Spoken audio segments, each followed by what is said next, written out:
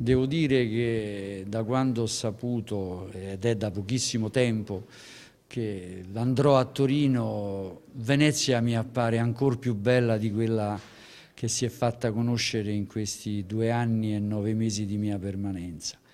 E poi io non dimentico che non solo 2 anni e 9 mesi a Venezia, ma anche 6 anni e 6 mesi in Veneto, perché prima di Venezia ho fatto il questore a Vicenza e devo dire che mi sono veramente innamorato di questa terra, ma soprattutto ho imparato a stimare ed apprezzare la gente di questa terra, che mi ha veramente dato e insegnato tanto. Poco più di 2 anni di permanenza a Venezia per il questore Angelo Sanna, che ora andrà a Torino.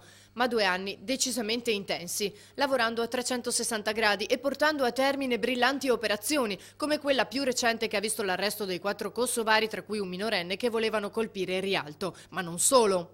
Abbiamo avuto una campagna elettorale, le mostre del cinema, 3 mostre del cinema in pieno periodo di terrorismo, per non parlare del summit italo-francese, le manifestazioni dei no grandi navi, e il mio orgoglio posso dire che è quello che non è mai stata usata la forza, non c'è mai stata violenza, non è mai stato alzato un manganello e siamo riusciti a contenere tutto senza, ripeto, usare la forza. Comunque tanto devo ringraziare i miei uomini, le mie donne e i miei uomini, perché mi sono stati sempre vicino, hanno capito e capivano al volo quello che io volevo, come si doveva impostare un servizio, e lo hanno fatto. E i risultati sono questi. Credo di lasciare al mio successore una struttura e un meccanismo eccellente. Al posto di Sanna arriverà Vito Gagliardi, fino ad oggi questore di Cagliari.